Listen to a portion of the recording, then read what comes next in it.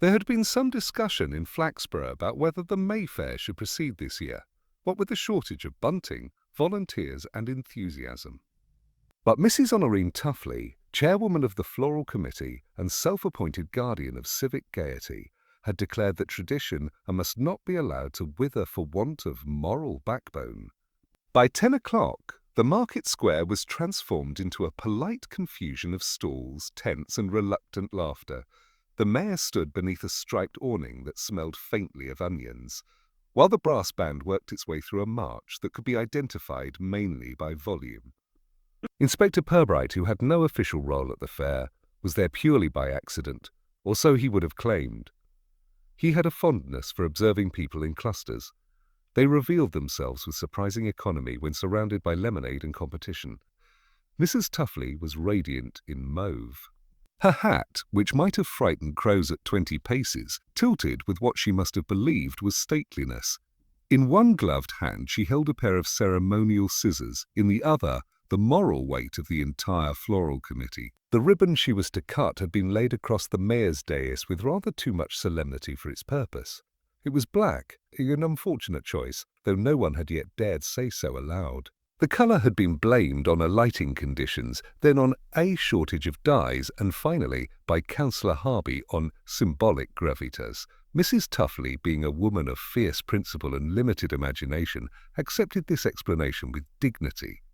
She smiled broadly at the assembled townsfolk, raised the scissors, and announced in a voice trembling with both emotion and heat, "Let the spirit of community." She stopped. Someone in the crowd had laughed, a short, nervous laugh as if stifled too late.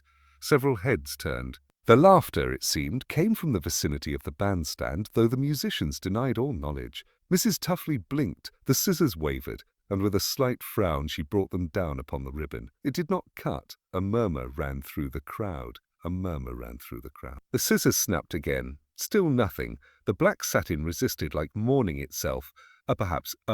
Try again, Honorine," suggested the mayor, whose expression hovered between civic encouragement and alarm. She tried. And then quite suddenly, Mrs. Tuffley swayed, her hat sliding forward like a sinking ship.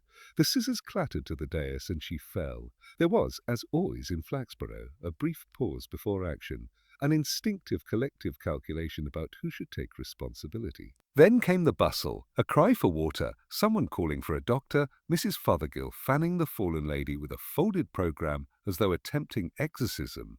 Purbright, who had moved forward quietly, noted that the air around the dais smelled faintly of something acrid, polish or preservative perhaps. A bottle had rolled from beneath the awning, floral sheen, for lasting lustre. Mrs. Tuffley stirred faintly, eyes fluttering open just long enough to whisper, "The wrong ribbon," before losing consciousness again. The mayor, who detested both drama and fainting, declared the fair temporarily adjourned. The brass band, uncertain whether this was an official cue, played the national anthem in slow confusion. By noon, word had already spread. Mrs. Tuffley poisoned, the mayor cursed, the ribbon cursed, the fair doomed. The details varied by storyteller.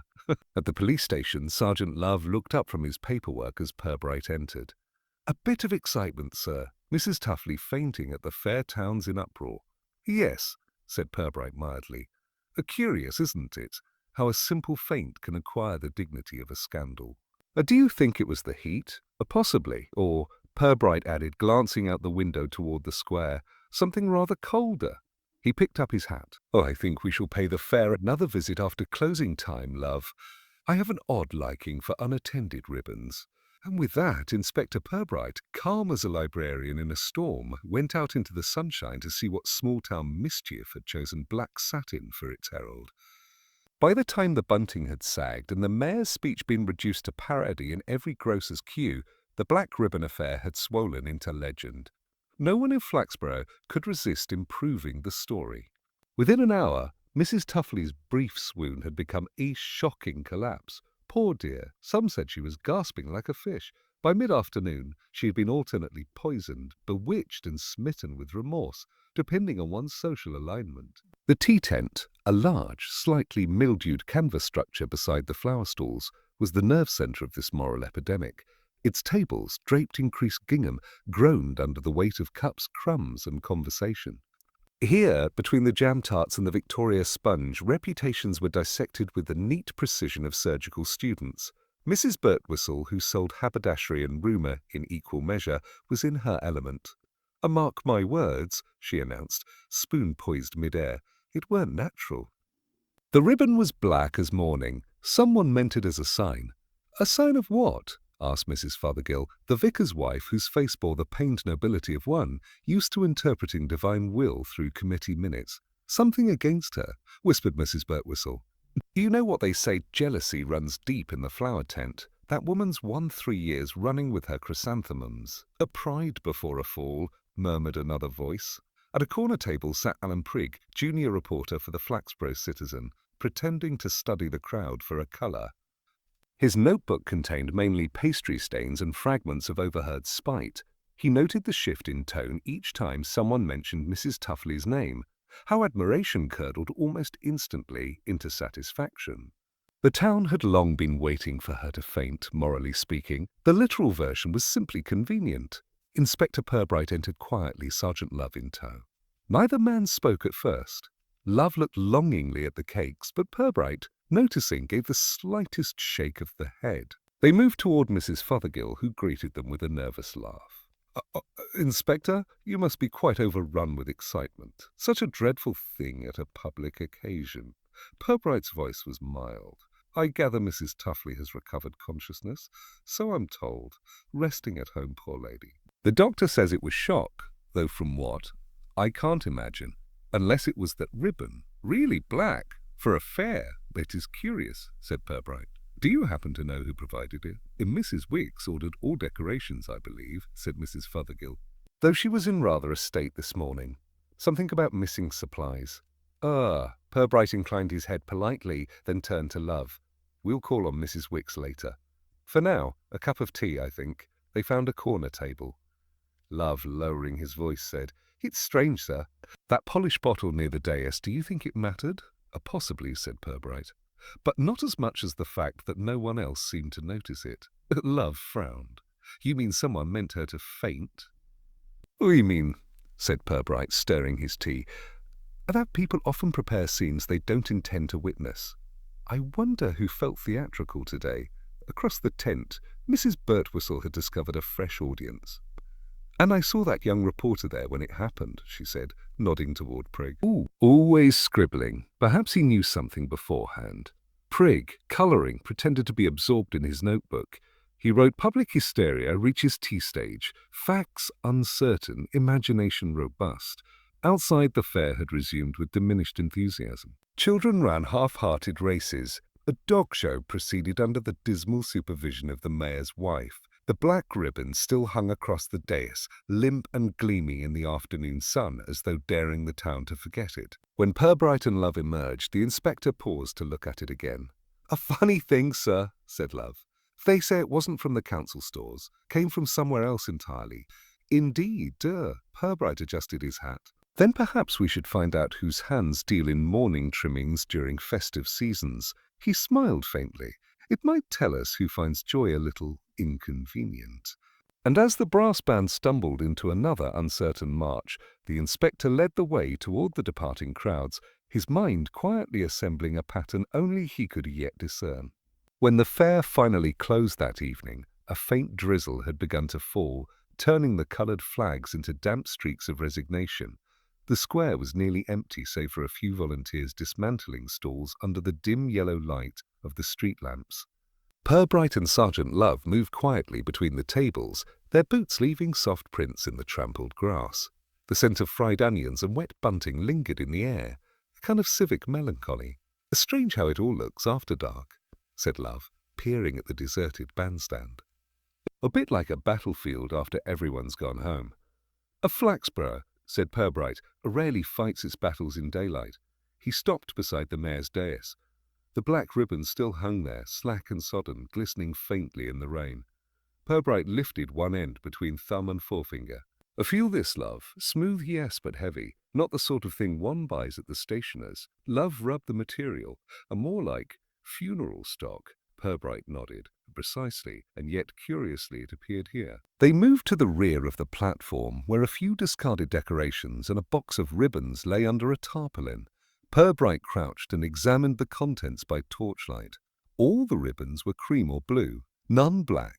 On the lid of the box, however, he noticed a faint circular stain. "Grease," he murmured.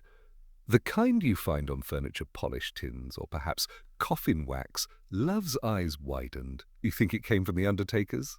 "I think," said Purbright, straightening, "that something of theirs came here, which suggests a connection neither accidental nor sentimental." They left the square and walked toward the police station, rain slicking the cobblestones. Inside, Purbright hung his coat to dry, then telephoned the only undertaker in town, Copping and Sons. A weary voice answered. "This is Inspector Purbright," he said pleasantly. "I wonder, have you recently misplaced any black satin ribbon about 2 inches wide?" A pause, then the voice replied, "Why, yes, Inspector. We had a roll go missing last week. Young Mr. Lane was most put out. We assumed it had been borrowed for the memorial service." "Borrowed by whom?" "I couldn't say, sir. The storeroom door's always left open." Purbright thanked him and replaced the receiver thoughtfully. Love waited, notebook poised. "So someone nipped in and took a bit of funeral ribbon, maybe for decoration?" "Possibly," Purbright said, "though most people prefer their festivities less suggestive of burial. The question is who had cause to visit both the undertaker and the May Fair committee. A Mrs. Wicks again. She does manage the ordering, but I doubt she collects embalming supplies in her spare time." He smiled faintly. "Still, we shall ask." The next morning, they called at Mrs. Wicks's house on Severn Terrace, a neat red brick dwelling with lace curtains of unyielding cleanliness. Mrs. Wicks herself, a small woman with a face like disciplined dough, received them in a room that smelled of starch and moral rectitude. "Oh, Inspector, I thought you'd be calling," she said with an air of aggrieved competence. "All this fuss about ribbons." "Honestly, some people have nothing better to do." "You ordered all decorations for the fair?" Purbright asked mildly. "Indeed, every inch accounted for, except that ridiculous black one. I never ordered it, I assure you." "Do you recall where the supplies were kept before the opening?" "Why, in the council storeroom. Key's supposed to stay with me, but I lent it to Mrs. Tuffley 2 days prior. She said she wanted to check the bunting." Purbright inclined his head. "Generous of you." Well, Mrs. Wicks said stiffly, "when one's chairwoman insists one complies." As they left, Love muttered, "Could be she's covering herself, sir." "Could be," said Purbright, "or she's simply truthful in an inconvenient way." He glanced up at the overcast sky. "Let's see what the undertaker's assistant has to say." Copping and Sons was half shop, half mausoleum, with the faint scent of lilies and something less agreeable beneath. Mr. Lane, the assistant, was a pale young man whose collar seemed designed to throttle him into docility. "Yes, Inspector," he stammered. "Fair was a roll, missing. I thought perhaps Mr. Copping had lent it to the church for the Good Shepherd display." "Do you often lend funeral stock for church displays?" Often, sir, only when asked nicely." Purbright smiled. "And who asked nicely on this occasion?" The young man hesitated. "Well, Mrs. Fothergill said it was for a symbolic garland." "Indeed," said Purbright. "And did she return it?" "No, sir. Leastways, I've not seen it since. Back on the street, Love let out a low whistle. So the vicar's wife borrowed the ribbon meant for a coffin, and it ended up round the mayor's dais." "That's one way to bless a fair." Purbright looked faintly amused. "A Flaxborough's morality, Love, is a curious mixture of thrift and theatre. Let us see which it is this time." News travels oddly in Flaxborough, rarely in straight lines, more often in polite spirals. By the time Inspector Purbright returned to the station that afternoon, the town had already nominated its villain. Mr. Reginald Tuffley, husband of the stricken chairwoman, was now the centre of coffee cup suspicion. The reasoning, as always, was economical. A husband and argument, a fainting fit. Surely no further imagination was required. Sergeant Love entered with a newspaper folded under his arm. "Aye, they've printed it already, sir. Police probe mysterious collapse at May Fair. Sources hint at domestic quarrel." They even put a question mark at the end, as if that makes it journalism. Purbright glanced at the headline and smiled faintly. "Mr. Prigg's hand, I presume." "Who else?" "He was in the tea tent scribbling like a man with a deadline and indigestion." "Well," said Purbright, He's not far wrong about the quarrel. Mrs. Wicks mentioned that the Tuffleys weren't entirely united in horticultural policy, a meaning, if she believed she should preside, he believed he should not have to watch. Purbright tapped the paper thoughtfully. Still, public discord seldom leads to public poisoning. It's untidy. They decided to pay Mr. Tuffley a visit. His office occupied a narrow building on the high street, a place of tired blinds and hopeful notices offering a financial solutions with discretion. Inside, Mr. Tuffley was seated at his desk, dabbing perspiration from his upper lip with a handkerchief of uncertain hygiene. Inspector Purbright, he said, attempting cheerfulness, come to see how the invalid's husband bears up under suspicion, eh? Merely under inquiry, said Purbright. How is your wife this morning? Arresting. Doctor says it was nerves. I've told her for years she does too much. Organising committees, ordering wreaths, bossing everyone from the vicar to the cat. It's bound to take its toll. He gave a short laugh that failed to convince even himself. Purbright regarded him mildly. I understand there was some disagreement between you before the fair? Oh, that! He waved a hand. He waved a hand, a trivial domestic. She accused me of misplacing her prize certificates. I suggested she might look under her own self-importance. Love coughed discreetly. Tell me, Mr. Tuffley, Purbright continued, do you recall seeing a black ribbon at home, similar to the one used at the opening ceremony? Tuffley frowned. A black ribbon? No, why should I? It was rather distinctive, the kind used by undertakers. Something flickered in Tuffley's eyes, amusement perhaps or alarm. Well, that suits the occasion, doesn't it? Half the town seems to wish us buried. Purbright smiled faintly. Not quite half, I think. Good day, Mr. Tuffley. Outside, Love muttered. He's nervous enough. Looks guilty. Most people do when their pride is questioned, said Purbright. Besides, guilt in Flaxborough tends to express itself in cakes, not collapses. That evening at the council offices, a small meeting had convened without official blessing. Councillor Harby, red-faced and self-satisfied, was holding forth before a semicircle of nodding associates. The way I see it, he declared, this whole business comes down to domestic temper. The man's in debt, the wife's a nuisance, and something gives. Natural consequence. When Purbright entered uninvited, the councillors rearranged their faces into expressions of civic decorum. Gentlemen, he said pleasantly, I gather you've reached a verdict ahead of me. How efficient. Harby blustered. Just common sense, Inspector. We've all seen what comes of marital quarrels. Indeed, said Purbright, and common sense, like milk, is best when fresh. Tell me, did any of you notice the ribbon before the ceremony? No one had. Curious, Purbright said softly. Lay black ribbon, 2 inches wide, stretched across the mayor's dais in full daylight, and not a single councillor thought to question it. I wonder what else might be visible yet unnoticed. Harby flushed. Oh, you're making it sound mysterious, but it's plain enough. Someone swapped it by mistake. Possibly, Purbright agreed, and mistakes are often more deliberate than they appear. Good evening, gentlemen. He left them blinking in silence. Back at the station, Love was waiting. You think it wasn't the husband, then? Purbright removed his hat and regarded the clock. No, Love. He's too obvious. Flaxborough likes its villains obvious. It saves effort. But the truth rarely sits in plain view. Prefers a comfortable chair just out of sight.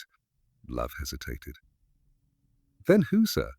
Purbright's eyes drifted toward the window, where the street lamps glowed faintly through mist. The one who wanted attention without risk.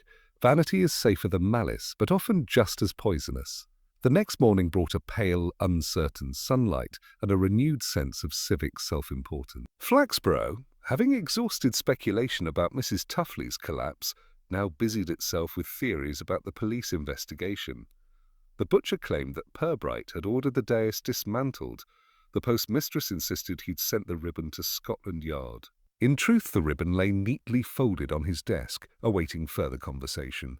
Sergeant Love entered with a box from Grimley's stationers, its label faded and curling. I found this at the back of the council storeroom, sir. Mrs. Wicks said it was where she kept the decoration stock. Purbright opened it with the cautious curiosity of a man unwrapping an unwanted present. Inside lay a muddle of pastel ribbons, pale blues, pinks, lilacs, all perfumed faintly with dust. One reel, however, bore a dark smear along the ear. He touched it lightly, then brought his fingers close to his nose. A grease, he murmured, same as on the ribbon from the dais. Could be from handling, said Love. It could be, Purbright agreed, although few people polished their fingers with vestry wax. Love frowned. The church again, if possible. The same scent was present on the polished bottle near the platform. A connection between sanctity and spectacle, perhaps. He replaced the ribbon in the box. Let's see who in Flaxborough divides their time between the Lord and the flower tent. By midday, Purbright was in conversation with Mrs. Fothergill at the vicarage garden, where the air smelled of lilac and mild suspicion. She was pruning roses with unnecessary vigour. "The ribbon," she repeated, pausing. "Oh yes, I did borrow some for our memorial garland. Perfectly ordinary material, nothing sinister about it. From the undertakers, I understand," Purbright said mildly. Her shears paused in mid-snip. "Well, yes, they have such good quality stock, and I didn't see why it should languish unused when there was a Christian purpose at hand." He and after the garland, she looked away. "I returned what was left to Mrs. Tuffley's committee. She said she'd find a use for it." Purbright inclined his head. "Did she say when?" "No. I assumed for the memorial display, though I suppose she may have meant the opening ceremony." "True." She was always theatrical. As they left, Love muttered, "So Mrs. Tuffley had the ribbon after all. Maybe she planned to use it. Symbolic gesture or something." "Perhaps," said Purbright. But if so, she was remarkably surprised when she saw it. They walked through the town square, where a few leftover fair booths still stood like ghosts of gaiety. A stray programme, damp and torn, fluttered against a lamppost. Purbright stooped to retrieve it, glancing absently over the list of sponsors.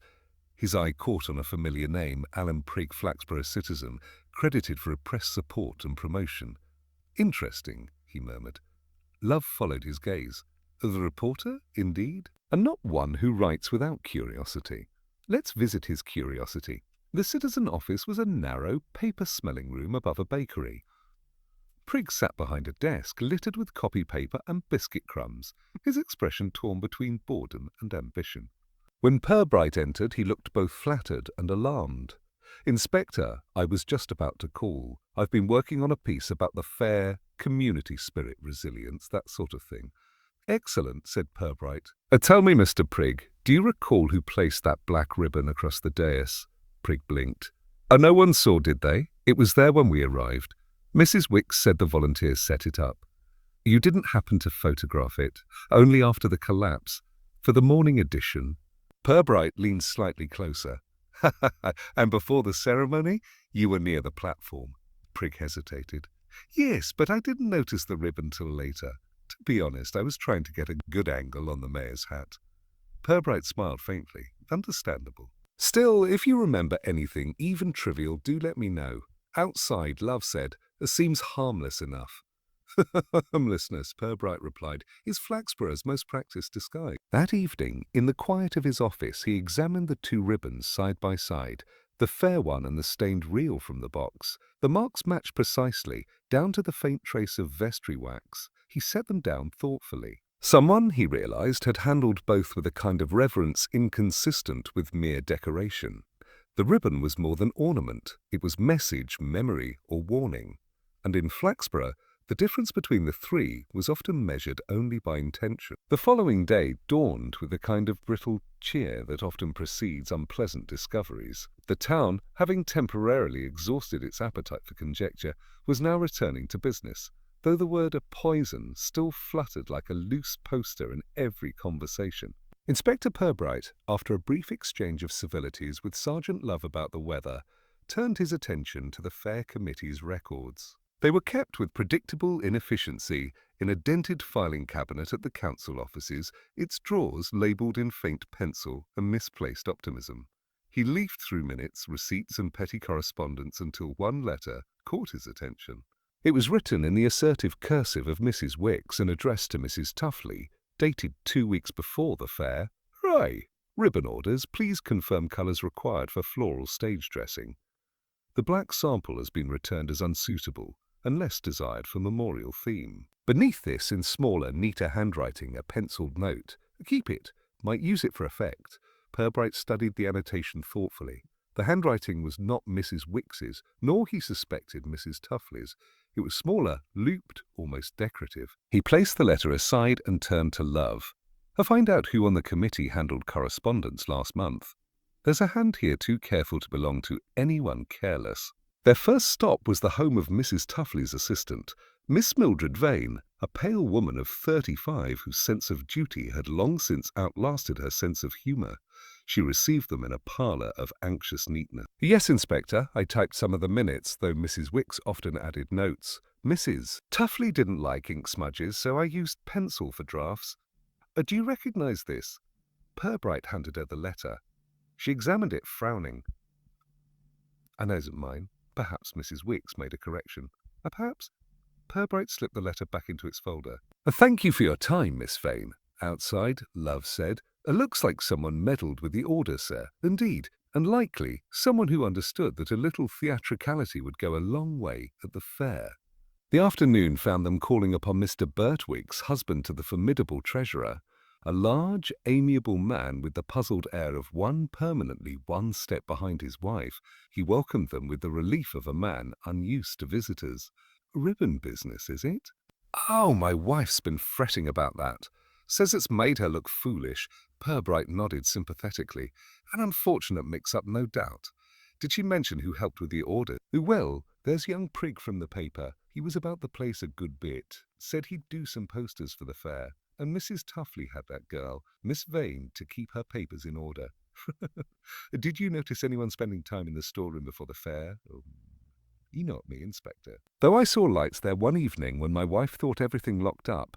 She said it was probably Mrs. Tuffley doing a final check." As they left, Love shook his head. "A Prigg again. He's everywhere in this." "Reporters often are," said Purbright, "but seldom by coincidence." Later that evening, the inspector attended the meeting of the Women's Institute, held inevitably in the church hall. The air was thick with sponge cake and self-approval. Conversation halted as he entered, replaced by a collective smile of civic virtue.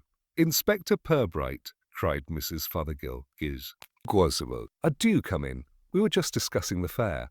So tragic, poor Mrs. Tuffley's still in bed." "Indeed," said Purbright mildly. "I was wondering, Mrs. Fothergill, whether you recall anyone else preparing decorations the night before the opening?" "Oh, plenty of us were about," she said briskly. "Mrs. Wicks counting ribbons, Miss Vane folding tablecloths, young Prigg taking photographs, and, oh yes, our new florist, Miss Harper. A clever girl, rather too clever, perhaps. She offered to arrange the flower arch herself." "A Miss Harper," Purbright repeated. "Would that be Lydia Harper from the shop on Maltby Lane?" "Oh, that's the one. Worked under the late Mr. Greaves until he passed. She's taken over his shop now, ambitious thing." "Ambitious people often make interesting mistakes," Purbright observed. As he left, the drizzle had returned, turning the churchyard stones slick and black. Love waited outside, collar up. "So now it's the florist." "Perhaps not the florist," said Purbright quietly, "but someone who found use for her materials. There's a pattern forming. Love, small hands arranging things for effect, all under the guise of improvement." He paused by the iron gate and looked back at the church windows glowing faintly behind the rain. "A Flaxborough decorates its secrets just as carefully as its fairs. The trick is to see which ribbon they use to tie them up." 2 nights later, Flaxborough was awakened by the sound of sirens, an occurrence so rare that several residents assumed it must be a drill, or, at worst, a burglary of sentimental value. By morning, however, everyone knew the truth. The prize ledger from the Mayfair had been found half-burned behind the bandstand. The discovery came courtesy of a milkman who, having stopped to light a cigarette, noticed the faint curl of smoke rising from a heap of ashes near the fence. When Inspector Purbright arrived, the remains of the ledger were still smouldering gently in a puddle. The rain had done its work just in time to preserve a few charred fragments. Sergeant Love, crouching beside the mess, lifted one page with a stick. "It looks like someone tried to do a bit of bookkeeping by cremation." Purbright bent down, his eyes calm but thoughtful. "The fair's prize ledger," he said softly. "No theft, no missing money, just a tidy removal of record." Love frowned. "And the ribbon again, sir. See?" He pointed to a clump of damp ash, where a length of black satin protruded like a guilty tongue. Purbright examined it carefully. The ribbon had been scorched, but not destroyed. He could still see a faint mark, an impression of wax and something granular, perhaps pollen. "It seems," he murmured, "that whoever is tidying up does so with a consistent aesthetic." By 9 o'clock the square was once again crowded with townsfolk. drawn by the irresistible magnet of mild disaster. Mrs. Wicks stood at the edge of the crowd, pale and brisk, arms folded like moral punctuation. "It's vandalism," she declared. "A deliberate and disgraceful. Someone's determined to ruin our fair entirely." Purbright inclined his head. "Yes, though I wonder what precisely they mean to erase, the event or the evidence of it." Mrs. Wicks blinked. "Evidence? Oh, really, Inspector, you do make it sound criminal. Surely this is just some mischief by boys." "A mischief is seldom so tidy, Mrs. Wicks," said Purbright gently. "And seldom so selective. When the ashes were gathered, he instructed Love to send what survived to the laboratory, though he knew it would yield little beyond certain conjecture." As they walked back toward the station, the sergeant said, "It's starting to look connected, sir. First the ribbon, now the ledger. Both part of the fair, both blackened, literally." "Indeed," said Purbright. "But if our culprit were content merely with disorder, they might have chosen something less symbolic to destroy. Burning a ledger isn't concealment, it's announcement." Later that afternoon, he paid a visit to Mrs. Tuffley, now restored to partial vigour and reclining amid cushions in her sitting room. The curtains were drawn halfway, as though modesty and melodrama were negotiating a truce. "My dear Inspector," she said faintly, "I feel dreadfully responsible for all this nonsense. That dreadful ribbon, it still haunts me." "Do you recall, Mrs. Tuffley," Purbright asked mildly, "how it came to be there?" She pressed a handkerchief to her forehead. "I've tried to remember. I thought Mrs. Wicks arranged it, but she insists she did not. It was all so rushed, you know, people bustling about, the mayor fussing with his sash, and that young man with the camera tripping over his own feet. Mr. Prigg, yes, that's him, always in the way. He said he wanted a candid atmosphere. I told him candidness was not the same as chaos." Purbright smiled faintly. "Quite so. And after you fainted?" "Oh, I remember very little after that, only that dreadful smell, sharp and sweet like varnish. When he left, Love was waiting by the gate." "Any progress, sir?" "Some," Purbright said. "And Mrs. Tuffley recalls a smell consistent with the polish found near the dais, and she remembers Mr. Prigg again in convenient proximity. Yet I doubt he's the hand behind it. Reporters stir pots. They rarely light fires." That evening, as dusk softened the outlines of the town, Purbright and Love walked once more to the fairgrounds. The ashes had been cleared, leaving only a wet patch of earth and a faint, acrid scent. Purbright stood there a long moment, listening to the quiet hum of the town settling back into its routines. "You know, Love," he said at last, "it's a curious thing, how the effort to hide something often illuminates more than it conceals." A ledger burned, a ribbon misplaced, both seemingly trivial acts. Yet together they speak of someone tidying up after themselves.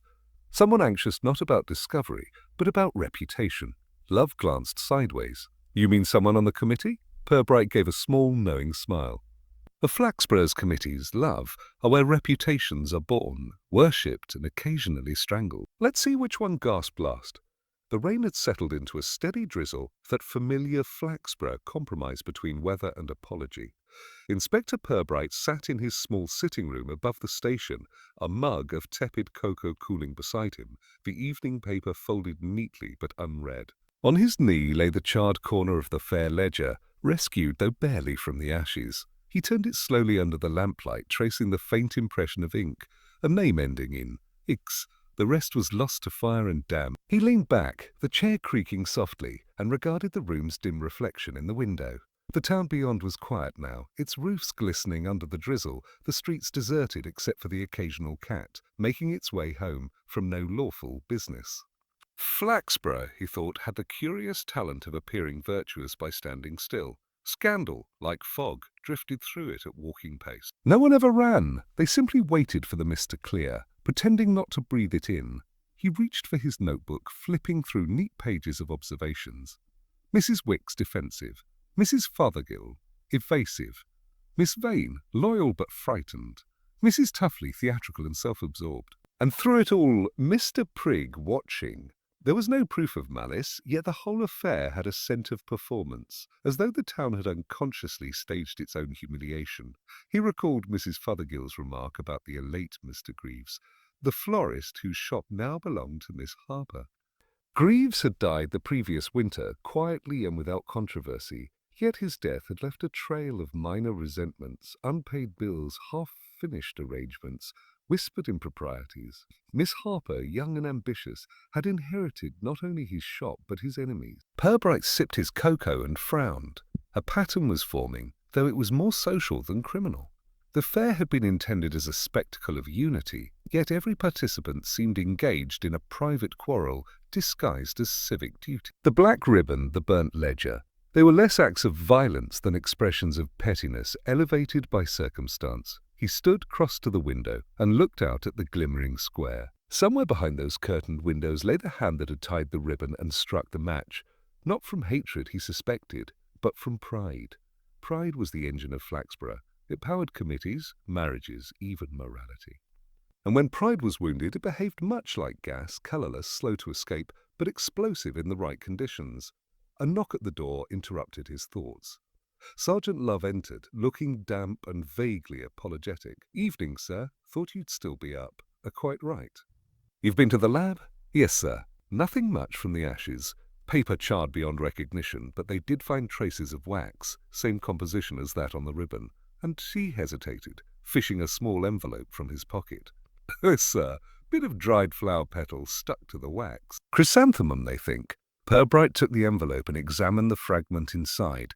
A brittle, faded yellow petal. "A Mrs. Tuffley's signature bloom," he murmured, "or Miss Harper's arrangement. Either way, it brings our field of suspects down to the floral tent." Love shifted uneasily. Could someone have burned the ledger to hide something about the prizes? Maybe switching names or fixing result. Possibly, said Purbright, though in Flaxborough justice is seldom so direct. "No, Love, I think this was not concealment but correction. Someone was tidying up a moral inconvenience." "A moral, sir?" "Yes, some offence to pride, some breach of decorum, something small enough to be enormous." He smiled faintly. "You'll find that many of our most industrious sinners are motivated by the wish to appear tidy." Love considered this, then asked, "What now?" "Tomorrow," Purbright said, turning back to the window, "we shall revisit our florist. I'd like to ask Miss Harper about the petals she didn't arrange." He extinguished the lamp, letting the rain-muted darkness settle around them. From outside came the faint toll of the church clock, 11 measured strokes fading into silence. The town slept or pretended to. Somewhere, behind lace curtains and respectable walls, guilt was rehearsing its next denial. Purbright, folding his notes with deliberate care, allowed himself one final thought before bed. In a place like Flaxborough, the truth was rarely hidden. It was merely spoken in a tone no one wished to hear. Morning crept into Flaxborough with a thin, reluctant light, as if the day itself disapproved of what it might have to witness.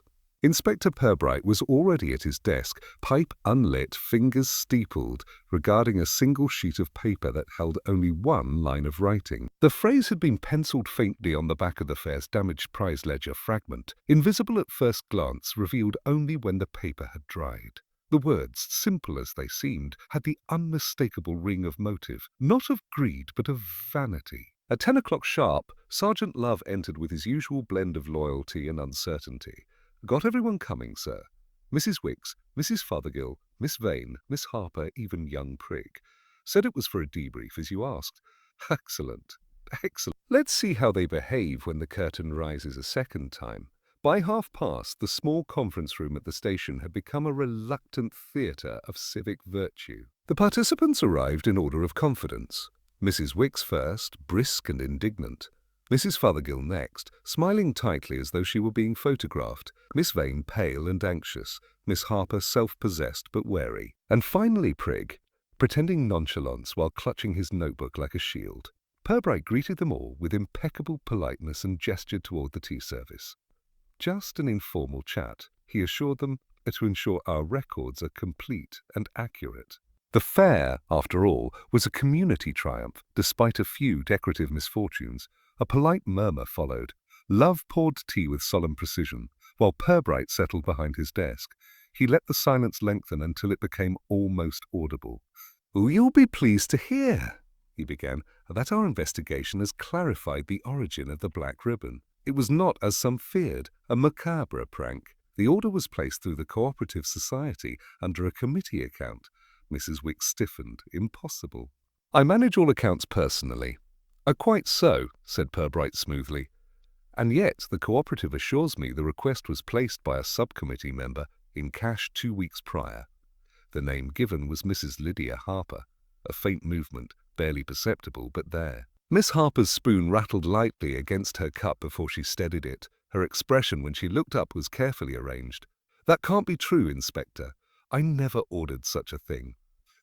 "Curious," said Purbright. "And a handwriting on the order slip matches the note found in Mrs. Wicks's correspondence. Keep it. Might use it for effect. A rather distinctive hand." "So ring my many notes," Miss Harper said quickly.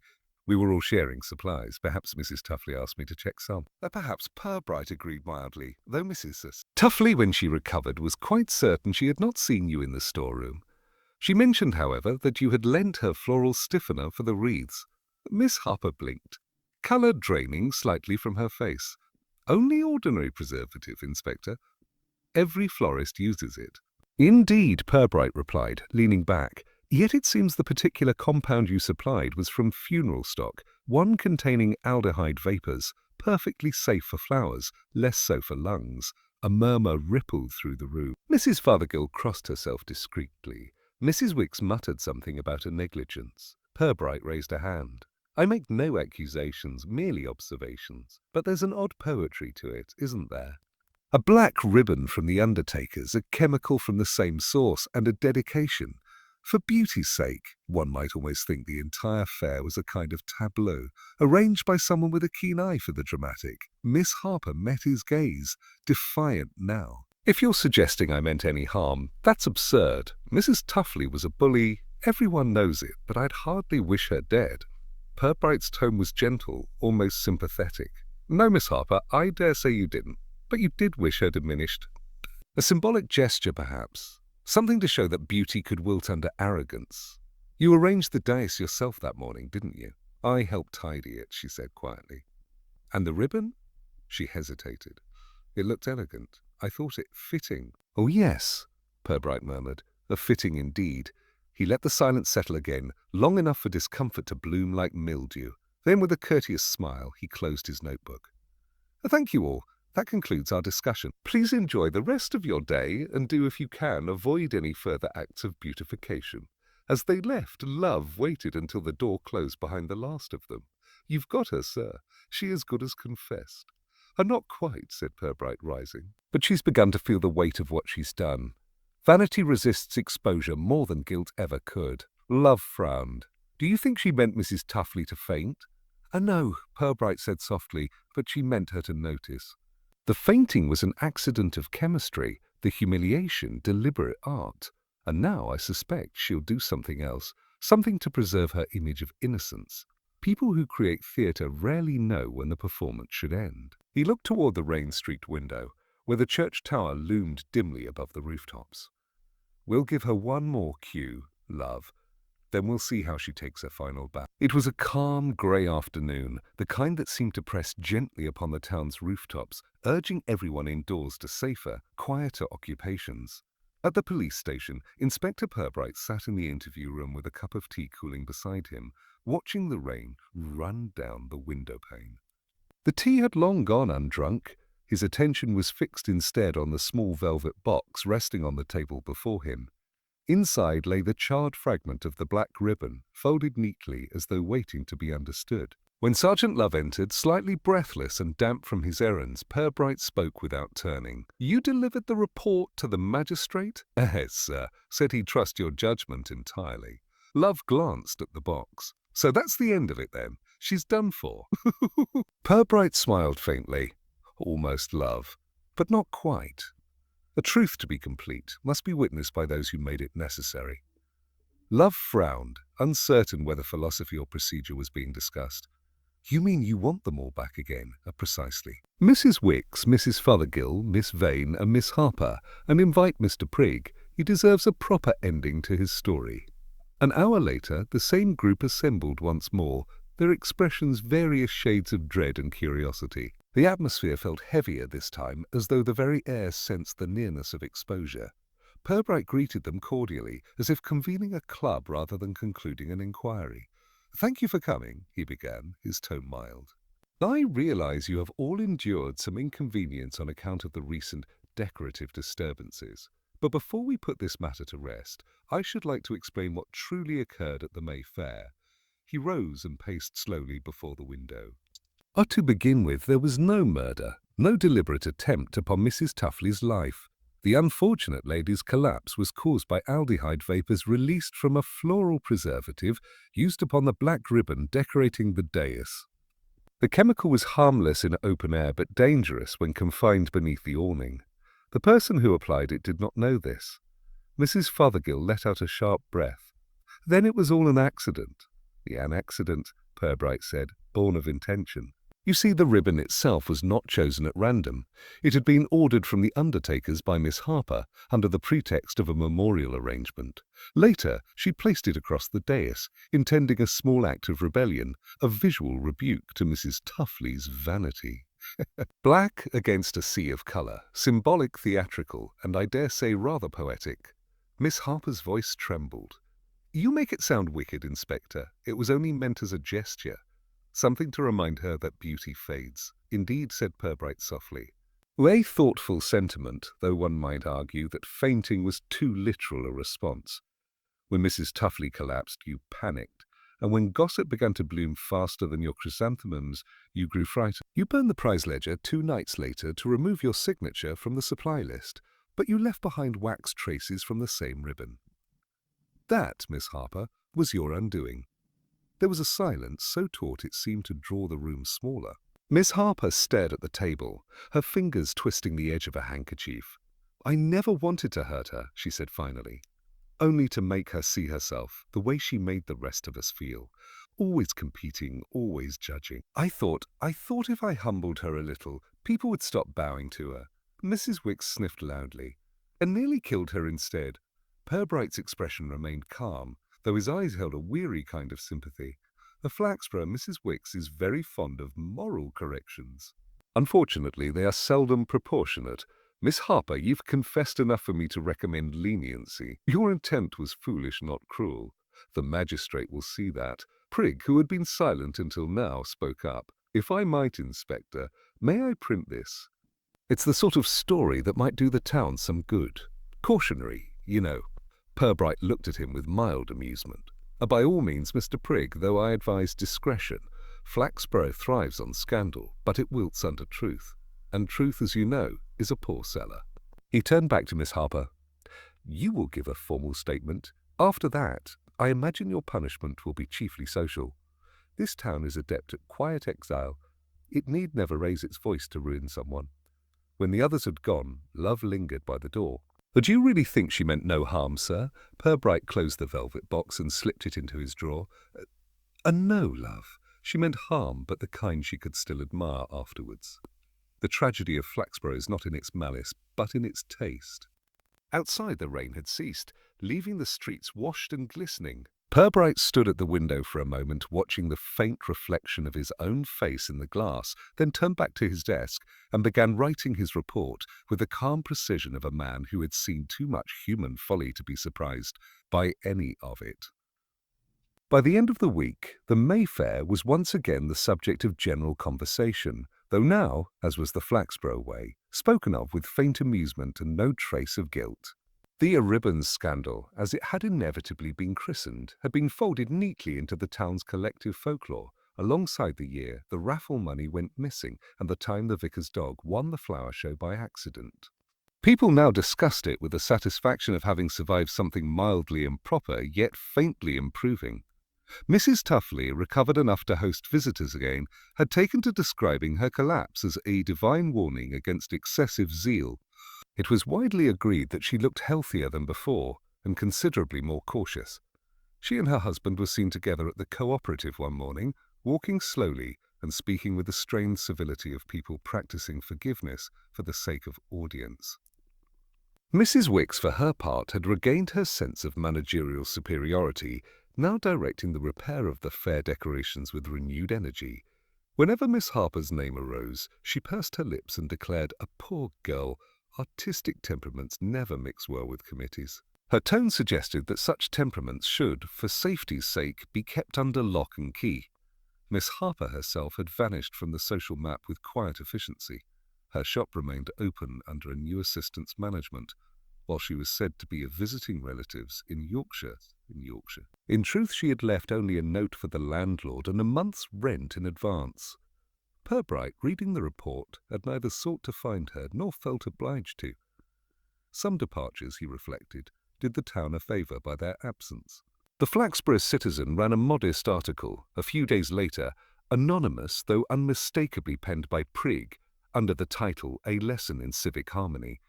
It spoke loftily of the perils of ambition untempered by prudence, and congratulated the police on their swift and tactful resolution. Purbright read it over breakfast, his expression one of mild embarrassment. A swift, he murmured, is not a word often applicable to the truth. Later that morning, as the drizzle returned with its habitual politeness, he sat once more in his office, writing the final lines of his report. The door opened and Sergeant Love entered with 2 mugs of tea. "Quiet again, sir. Nothing stirring since the fair business." "Excellent," said Purbright. "I find Flaxborough at its most interesting when nothing is stirring. It's the only time one can hear what lies beneath the stillness." Love smiled faintly. "You don't think she'll come back, then?" "Miss Harper?" Purbright considered for a moment before replying. "Perhaps one day. Guilt, like pride, tends to travel in circles. But you'll find no satisfaction in return. The town forgives quickly because it forgets quicker still. That's what allows it to remain so respectable." Love nodded, uncertain but respectful, and left him to his thoughts. The inspector leaned back, gazing at the papers on his desk, the neat columns, the measured sentences, the tidy conclusion. It struck him how every investigation, however absurd its beginnings, ended the same way, in words meant to preserve the illusion of order. Yet beneath those words, life in Flaxborough went on much as before, gossipy, courteous, faintly dishonest, and never quite as dull as it appeared. From the window he could see the market square, scrubbed clean and empty once more. The black ribbon had long been removed, though Purbright could almost imagine its ghost still fluttering there, a small, dark reminder of vanity and consequence. He smiled to himself, reached for his pen, and signed his name at the bottom of the report with steady, deliberate strokes. When he had finished, he placed the folder neatly in the out tray, lit his pipe, and allowed the room to fill with a thin, comforting haze.